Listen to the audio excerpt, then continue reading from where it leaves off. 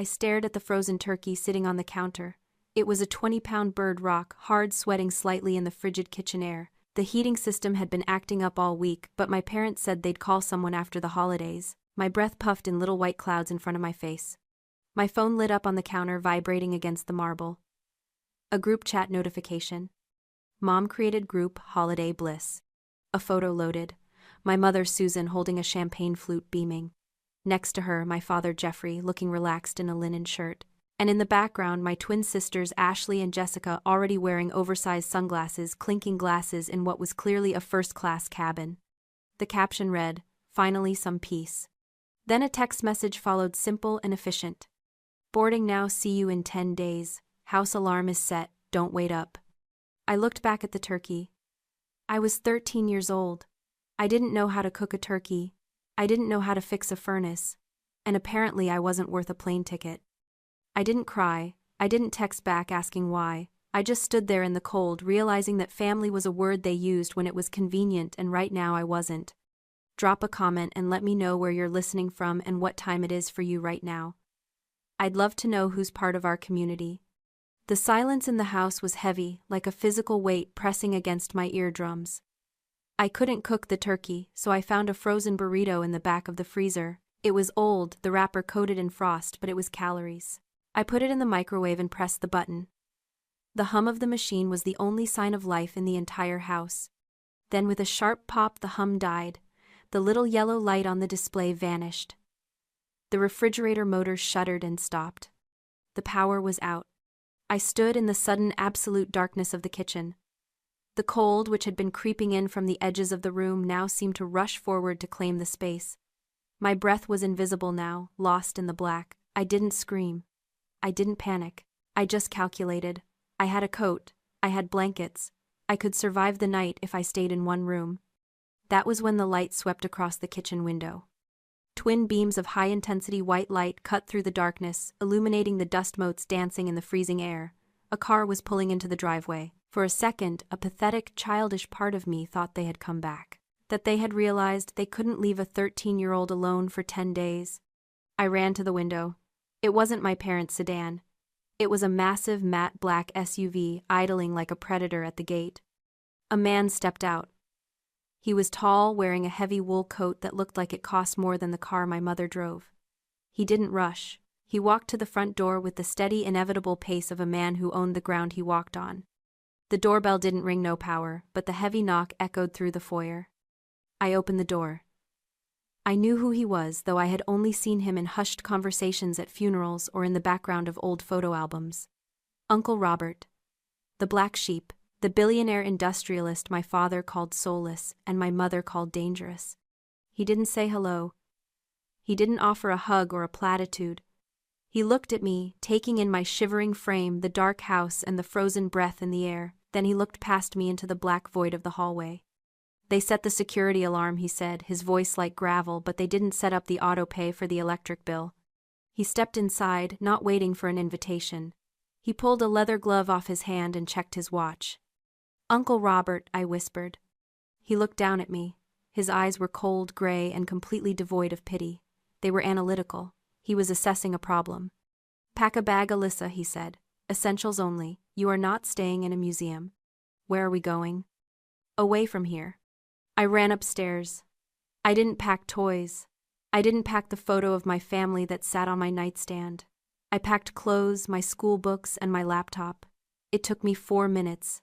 When I came back down, he was standing in the kitchen looking at the 20-pound turkey still sitting on the counter, useless and freezing. "Leave it," he said. "Let it rot. It suits them." I walked out the front door and climbed into the passenger seat of the SUV. The interior smelled of expensive leather and conditioned air. It was warm. As we pulled away, I watched my childhood home disappear in the rearview mirror, swallowed by the dark. I didn't know it then, but I had just crossed a border. I was leaving the world of the discarded and entering the world of the architects. Living with Uncle Robert wasn't about healing. It was about recalibration. His house, a brutalist fortress of concrete and glass perched on the edge of a cliff, didn't have cozy corners. It had sightlines. It had structural integrity. It had silence, not the empty, terrifying silence of my parents' house, but a deliberate, heavy silence that felt like a shield. For the first few months, I tried to make myself invisible. I was an expert at it. I moved through rooms without making a sound. I ate quickly, cleaned up immediately, and retreated to the guest room before anyone could remember I was there. I thought this was the rent I had to pay for existing. One evening, Robert found me sitting in the library, tucked into the shadow of a bookshelf, watching him work at his desk. I froze, waiting to be reprimanded for lurking. He didn't look up from his documents. "You're doing it again," he said. "Doing what I asked," my voice barely a whisper. "Disappearing. You think if you're quiet enough, you won't be a burden. You think silence is a deficit." He finally looked up, pinning me with that gray, analytical stare. "You're wrong. Silence is data." He beckoned me over. He pointed to a blueprint on his desk, a complex commercial development. "Tell me what you see." I looked at the lines. "I see a lobby, elevators, offices." "Look closer. What do you see?" I hesitated. Then I let my natural instinct take over, the instinct honed by 13 years of watching a family that never watched me back. "The flow is wrong," I said.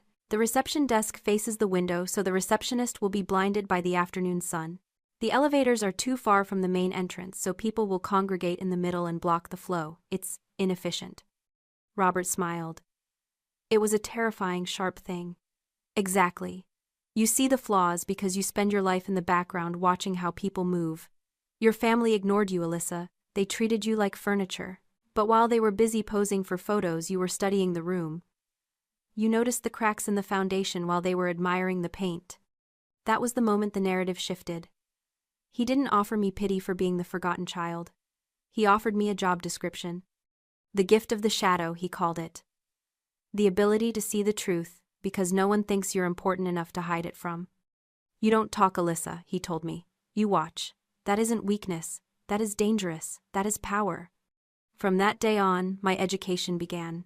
He didn't buy me dolls or video games. He bought me books on structural engineering, contract law, and negotiation tactics. He taught me that architecture wasn't just about buildings. It was about controlling behavior. If you control the structure, you control the people inside it. My teenage years weren't marked by proms or football games. They were marked by site visits and board meetings, where I sat in the corner taking notes on who was lying and who was desperate. I stopped checking my phone for texts from my mother. I stopped looking at the photos of their vacations in the Bahamas or the Alps. Those glossy images were just facades, and I was learning to look past the cladding to the rotting beams underneath. I wasn't the abandoned daughter anymore. I was a project under construction. And the foundation was being poured with concrete, steel, and absolute cold resolve. By the time I was 16, I had learned more about leverage than most adults learn in a lifetime. But there was one lesson left. I needed a workspace. My desk was a card table I'd salvaged from the basement, and it wobbled every time I erased a line. I found Robert in the solarium, reviewing quarterly reports. "I need a new desk," I said. "And a drafting lamp. The lighting in my room is insufficient." He didn't look up. "How much?" $800. I blinked. He wasn't stingy. He drove cars that cost more than houses. Why not? Because buying you furniture teaches you nothing. Building it teaches you everything. He slid a check across the table. It was for $5,000. "This is your budget. I don't want you to buy a desk, Alyssa. I want you to design a sanctuary." He looked at me then, his eyes boring into mine. "Your family made you feel unsafe in your own home. They made you feel like a guest who overstayed their welcome. I want you to build a room where you are the authority, where you feel untouchable. If you can build that, you can build anything." I took the check. I spent the next 3 months obsessed. I didn't just buy furniture. I curated an environment. I tore up the carpet to reveal the concrete subfloor. I painted the walls a deep slate gray that absorbed the light rather than reflecting it. I designed a custom L-shaped desk and hired a local welder to build the frame, negotiating the price down by pointing out flaws in his previous work. I installed soundproofing. I bought an ergonomic chair that felt like a cockpit. I created a space that wasn't soft or pretty, it was a command center. When it was finished, I called Robert in. He stood in the doorway, his eyes scanning the room. He checked the welds on the desk. He tested the throw of the light. He noted the acoustic panels. He turned to me and nodded. Just one sharp, decisive nod. Good, he said. That nod was worth more than the $5,000. It was validation. It was the first time an adult had looked at something I created and treated it with respect. Meanwhile, my phone kept buzzing with the ghost life of my other family. Mom just landed in Aspen. The twins look adorable in their ski gear. Dad, thinking of you, hope you're studying hard. I scrolled past the photos of them drinking hot cocoa in a lodge I would never visit. I looked at their smiling, vacuous faces. Years ago, that would have crushed me. I would have wondered what was wrong with me. But sitting in my gray, silent sanctuary, surrounded by the smell of fresh paint and ozone, I realized something. Their rejection hadn't broken me. It had freed me. I didn't need their approval to fill a room. I could build my own walls. The years blurred into a singular focus. I graduated high school early. I went to architecture school funded entirely by Robert, who called it an investment in infrastructure. I graduated top of my class. I started my own firm at 24. By 28, I was designing skylines. I was the architect, and my foundation was unshakable. Uncle Robert didn't fade, he concluded. It was a business decision. His heart was failing, the structural integrity compromised beyond repair.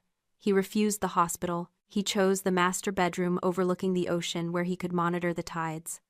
2 days before the end, he summoned me. He wasn't sentimental. He was strategic. Sit, he rasped, his voice like dry leaves on concrete. He pointed to a thick, sealed manila envelope on the nightstand. That is the demolition order. Do not open it until the reading.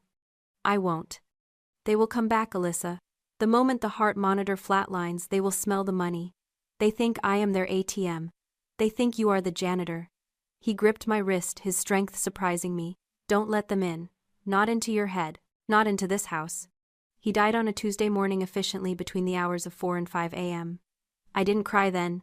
I had work to do. I called the lawyer. I called the funeral home. I secured the perimeter. The funeral was held 3 days later. It was a small private service at the Cliffside Chapel, or it was supposed to be. At 10:55 a.m., a fleet of 3 stretched limousines rolled up the gravel drive. They were rented. I recognized the company plates. My family stepped out. They were dressed in designer morning wear, black silk, oversized sunglasses, veils. My mother, Susan, practically collapsed into my father's arms, sobbing loudly for a brother she hadn't spoken to in 15 years. My sisters Ashley and Jessica were live streaming their grief, dabbing at dry eyes with lace handkerchiefs. They looked like a bad production of a Greek tragedy. I stood by the grave wearing a sharp charcoal suit I'd designed myself. They walked right past me. They didn't see the CEO of a multi-million-dollar firm. They saw the 13-year-old girl in the frozen kitchen. They saw a non-entity. Poor Robert, I heard Susan whisper to Jeffrey loud enough for half the congregation to hear. Thank God he didn't marry.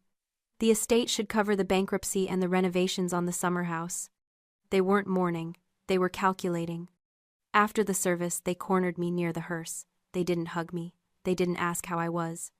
Alyssa, my father said, his voice dripping with that familiar, patronizing tone. You look tired. He thought I was the nurse. We'll take it from here, sweetie, my mother added, patting my arm with a gloved hand. You've done your duty. We're going to head up to the house to appraise the furniture. We need to see what's worth keeping before the estate sale. She held out her hand. Do you have the keys, or do we need to call a locksmith?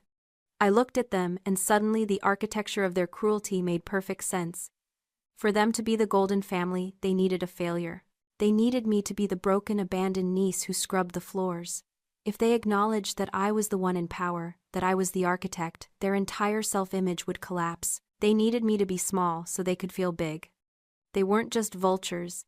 They were parasites starving for a host. The lawyer has the keys, I lied, my voice flat and cold. The reading is tomorrow at the firm. Until then, the house is sealed. Sealed, Ashley scoffed. It's our house. Tomorrow, I said, and turned my back on them. I walked to my car, got in, and watched them in the rearview mirror, arguing with the security guards I had hired to keep the gate locked. The conference room at the law firm was designed to intimidate. It was all dark, mahogany, floor-to-ceiling windows, and air conditioning set to a temperature that kept you awake. My family sat on one side of the table. I sat on the other. Jeffrey was checking his watch, tapping a manicured finger against the polished wood. Susan was whispering to the twins, Ashley and Jessica, who were scrolling through real estate listings on their phones. They were already spending the money. They looked at me only once with a mixture of pity and annoyance, like I was a stain on the tablecloth they couldn't quite scrub out. The lawyer, Mr. Sterling, entered the room. He didn't carry a briefcase. He carried a single, thin file folder. He sat down at the head of the table and adjusted his glasses. Robert preferred efficiency, he said, his voice dry as dust. So I will be brief. Just read the numbers, Jeffrey said, leaning back in his chair. We know he was liquid. Sterling ignored him. He opened the folder. To my brother Jeffrey, he read. I leave you the debt you accrued in 1998. The promissory note for the failed venture is hereby forgiven. You are now solvent. You are welcome. Jeffrey blinked. What? That debt was written off years ago. Where is the cash? Sterling continued. To my sister-in-law, Susan, I leave you the silence you gave your daughter. May it bring you the same comfort it brought her. Susan's mouth fell open. I don't understand. Is this a joke? And finally Sterling said, looking directly at me, to my niece Alyssa, the architect of her own life, I leave the entirety of my estate. The firm, the properties, the investment portfolios, and the residual assets. Everything. The silence in the room lasted exactly 3 seconds. Then it detonated. That's illegal, Jeffrey slammed his hand on the table. He was senile, she manipulated him, she was his nurse, she coerced him. We're contesting this, Ashley screamed, dropping her phone. That's our money, we're the family. I didn't move. I didn't speak. I watched them unravel, with the detached interest of a scientist observing bacteria under a slide. Sterling raised a hand. There is one more document, he said. The room quieted heavy with the desperate hope that this was the correction, the real will. Mr. and Mrs. Miller Sterling said to my parents, You claim Alyssa coerced Robert. However, this document suggests a different dynamic. He slid a piece of paper across the mahogany table toward Jeffrey. It was yellowed with age. I recognized Robert's sharp, angular handwriting and next to it the loopy, careless signatures of my parents. What is this? Susan whispered. A loan agreement, Sterling said, dated December 24th, 15 years ago, the day you left for the Bahamas. My blood ran cold. The date, the frozen turkey, the empty house. You borrowed $500,000 from Robert, Sterling continued, his voice devoid of emotion. To cover gambling debts and lifestyle maintenance. Robert agreed to pay it on one condition. He pointed to a clause at the bottom of the page. Collateral, Sterling read. In exchange for this sum, Jeffrey and Susan Miller agree to waive all parental claim to Alyssa Miller. They agree to transfer physical custody to Robert Miller and cease all financial and emotional support. They agree that the child is the burden of the lender. The world stopped turning. They hadn't forgotten me. They hadn't just been negligent. They had sold me. I looked at the paper. $500,000. That was my price tag. That was why they never called. That was why they never came back. It wasn't because I was unlovable. It was because they had cashed the check. I looked up at my parents. I expected to see shame. I expected to see regret. Instead, I saw annoyance. We were in a bind, Jeffrey said, his voice rising in defense. He had all the money. It was the only way he would help us. We did what we had to do to survive. We gave you a better life, didn't we? You lived in a mansion. We sacrificed you, Susan cried, tears streaming down her face, tears for herself. It cost you exactly $500,000, I said. My voice didn't shake. It was the voice of the architect. And you spent it all. This is entrapment, Jeffrey shouted at the lawyer. He can't hold that against us. We want our share. You got your share, I said. I stood up. The chair scraped loudly against the floor. 15 years ago, you traded a daughter for a lifestyle. The transaction is complete. I looked at the document one last time. It wasn't a tragedy. It was a receipt. The room was silent, save for the hum of the air conditioning. I stood there looking down at the people who had given me life and then sold it for a quick payout. I didn't feel anger anymore. I felt clarity. The kind of clarity you get when you finally see the structural flaw in a building that's been doomed from the start. Alyssa, my mother whimpered, reaching a hand toward me. Please. We're your parents. I looked at her hand.